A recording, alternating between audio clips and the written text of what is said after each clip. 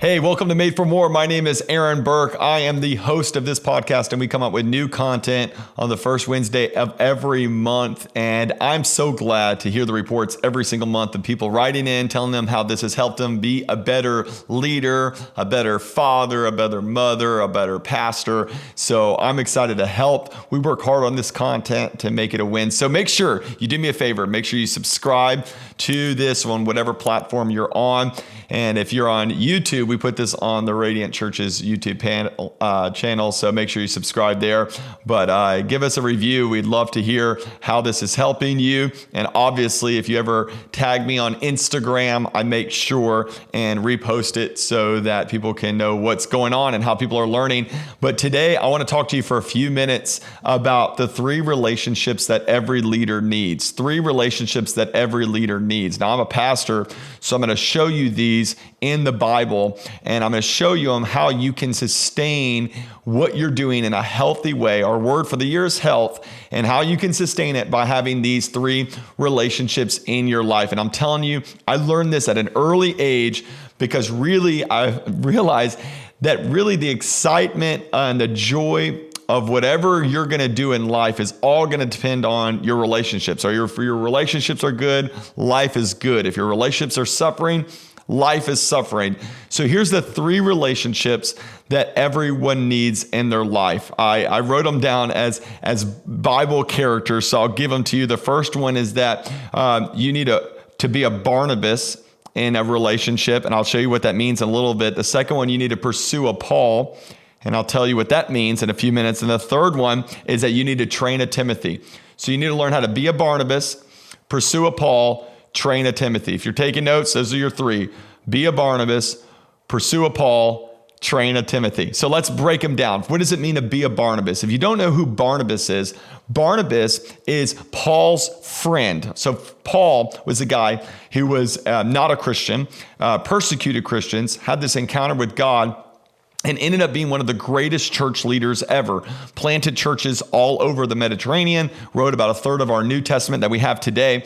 And Paul, when he was starting, he was a lone ranger. I mean, he had this moment where he lost all of his friends, all of his community. And we see this relationship where he gets connected with this guy named Barnabas. Now, your Barnabas comes in all shapes and sizes. You need a Barnabas in your life, and you need to be a Barnabas to somebody else. So this is your friends, this is your coworkers, this is your romantic relationships, this is your, whoever you play, some random internet games with. I don't even know if those are real friends, but you got the idea.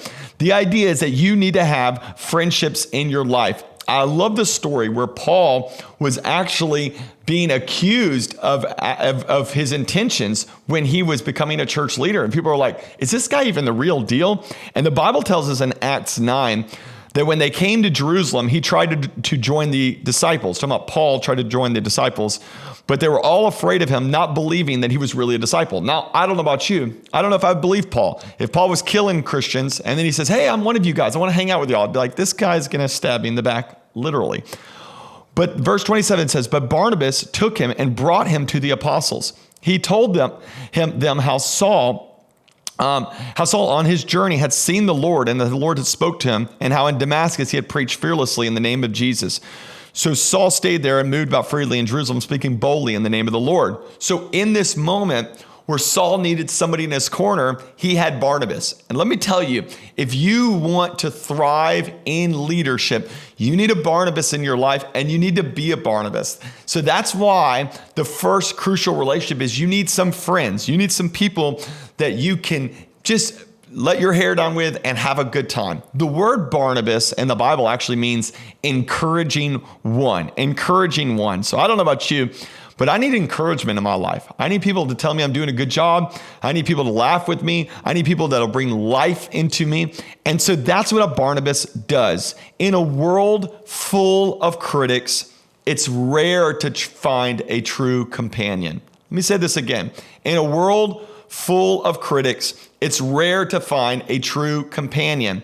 And our desire is that you would get friends in your life that would not just be good companions, but would champion who you're called to be. And I love it that I have some great friends, some people that we can laugh with, but also some people that just come along and say, man, Aaron, you're doing a great job. Aaron, you're changing the world. Aaron, that sermon was awesome.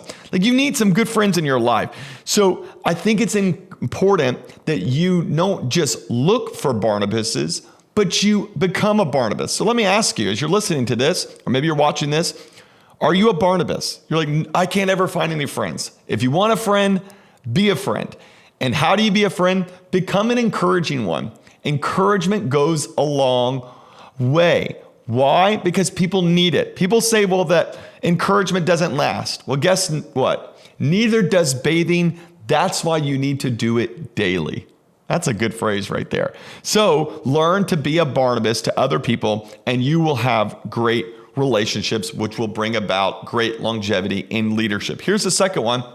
You want to do this well, is that you got to learn how to pursue a Paul. So you don't just be a Barnabas, be a good friend, but you got to pursue a Paul. Who is Paul? These are the relationships where you're going to receive. These are the coaches, the mentors, the pastors that you're supposed to have in your life. One of the great things that have helped me over the last 20 years of following Jesus is the mentors that I've had in my life.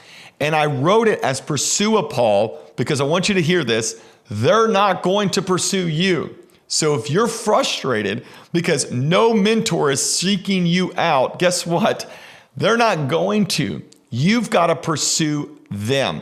And I think this is important because we see Paul's influence in so many people's lives, but really the massive impact he made on a young man named Timothy was from Timothy's pursuit of him.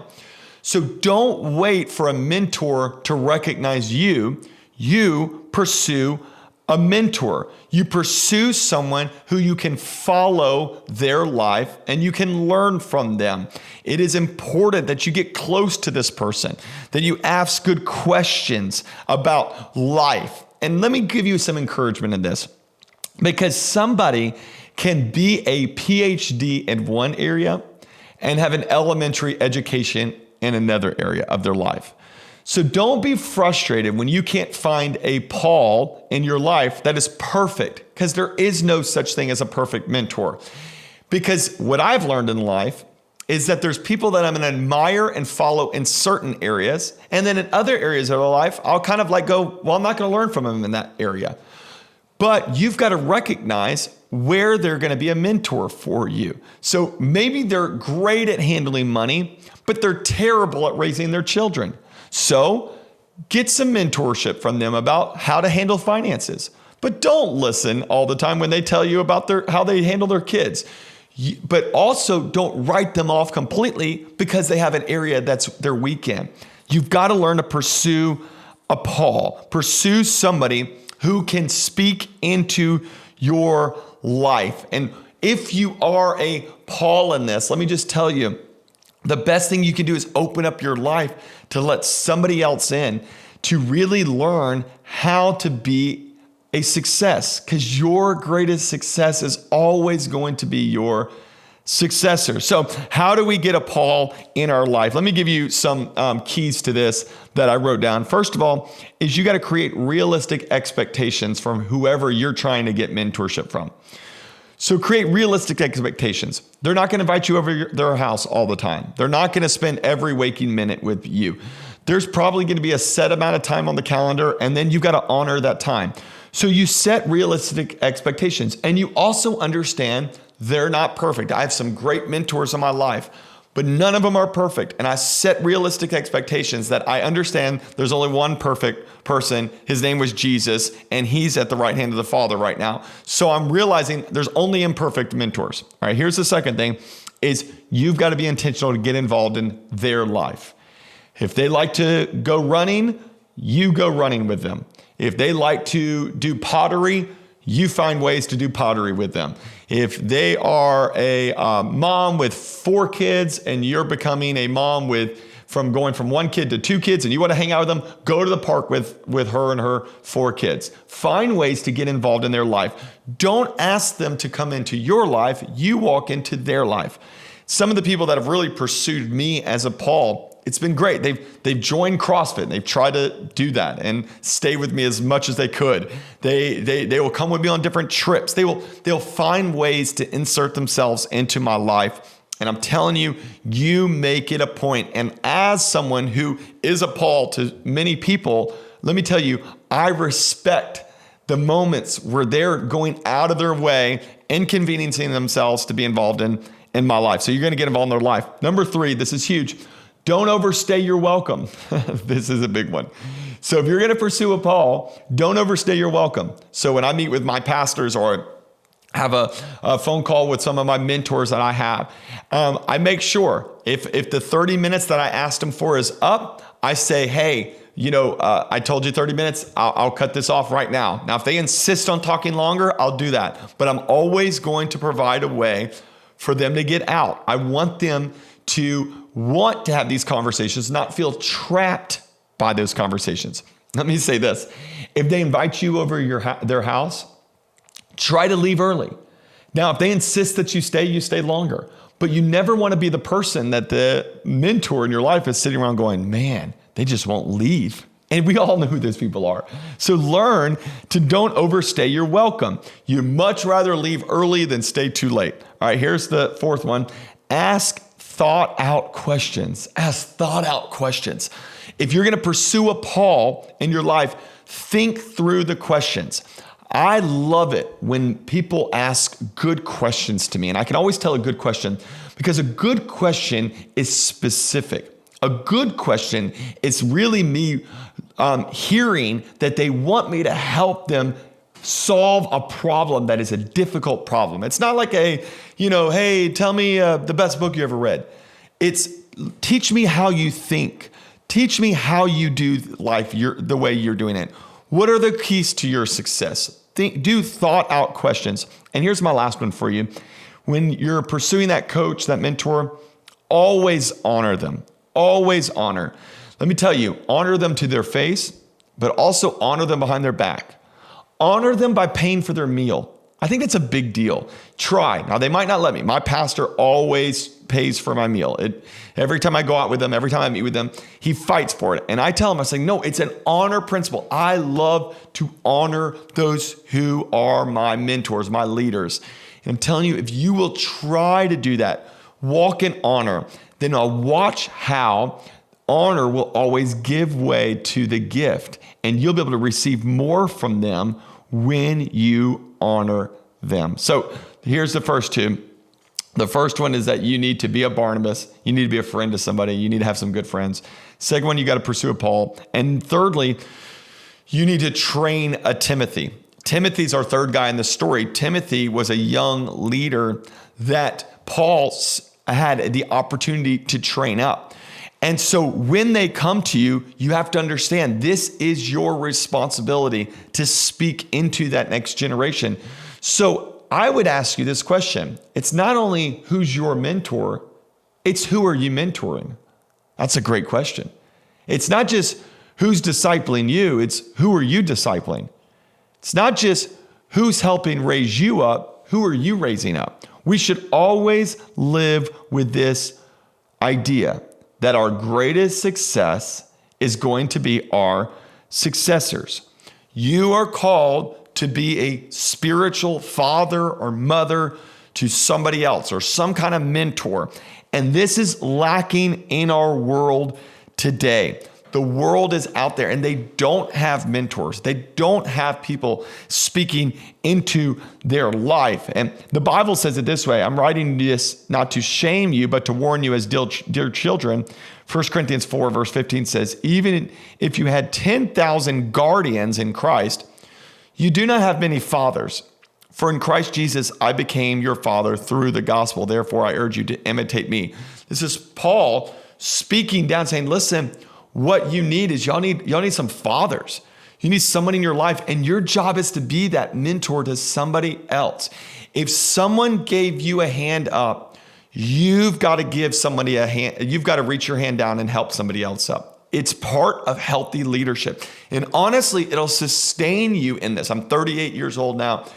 And now that I'm getting a little bit older, I'm telling you, one of the greatest joys in my life is now not what I can do, it's what I can see done through the people that I'm raising up. And what is that going to do? That's going to bring life to me. That's going to help me go the next level. And the Bible gives us an outline of struggles that people have of when they don't have that mentor in their life. They lack identity. They lack the ability to really have ownership because nobody's handed them anything. They haven't been given opportunities. They don't have that confidence. So as a mentor, I'm going to release that. I'm going to give people opportunities that I wish people would have given me. I'm going to give them some confidence that, you know what, you can do this. You can accomplish amazing things. I've heard it said this way, that people tend to become what the most important person in their life believes they can become. Hope you got that. People tend to become what the most important person in their life believes they can become.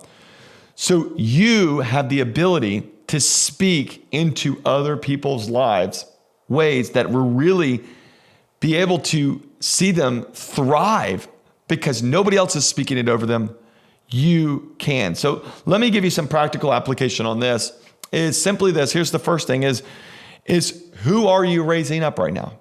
Who are you speaking into?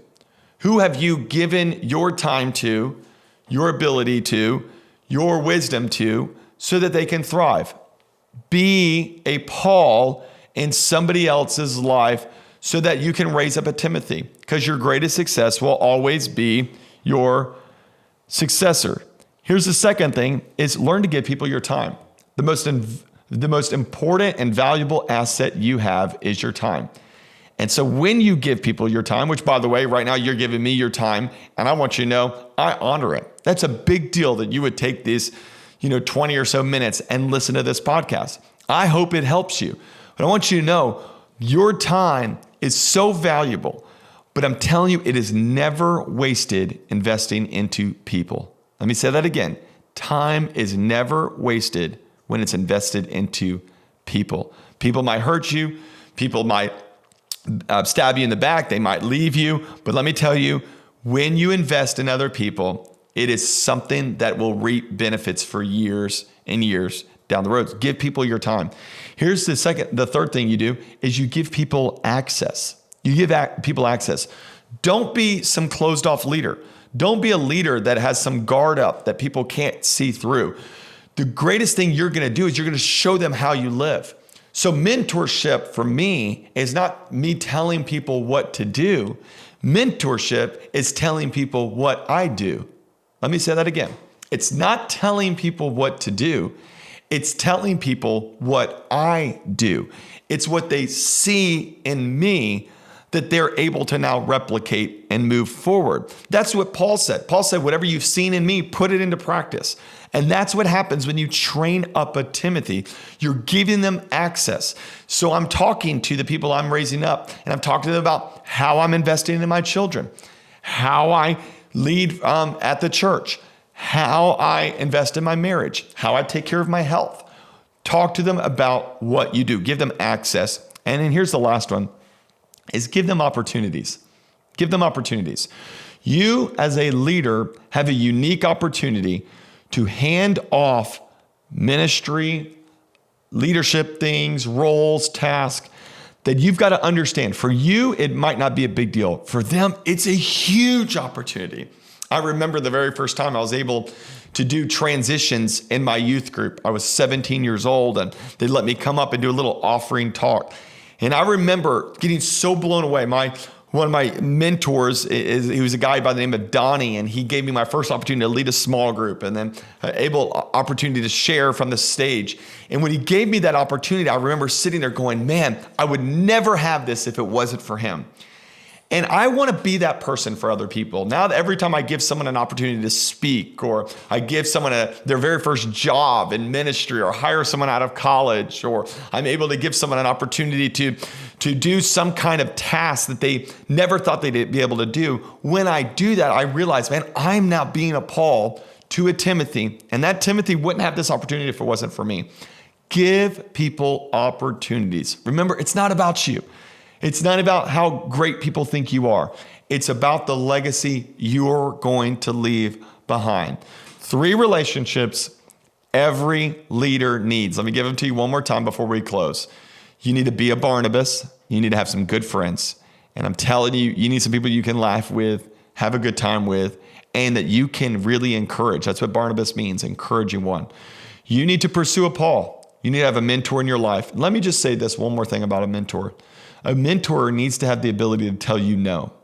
You need to have somebody that'll sit there and go, hey, that's not okay. Hey, you shouldn't be doing that. Let them call you out a little bit. That's what my mentors do to me. They're able to really speak into my life. And they're not yes men in my life or yes women in my life. No, they're people that can speak into my life and tell me no. You need a Paul in your life. And then thirdly, you need to train a Timothy. You don't just need to be reaching up, hoping somebody else pulls you up. You need to reach down and pull somebody else up.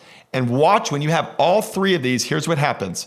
You're able to thrive long-term in leadership. Because leadership, remember, it's all about people. And if you don't have the relationship side right, the rest of it's not going to work out. Be a Barnabas, pursue a Paul, train a Timothy, and I think you'll be an incredible leader. I hope this has helped you. Send me some information of how you're putting this into practice. Shoot me a DM on Instagram or tag me, or make sure you put a review on one of our sites. We love you guys. We have a great episode coming out next month, so stay tuned. And we are pumped that you are part of the Made for More leadership family. Thanks for tuning in.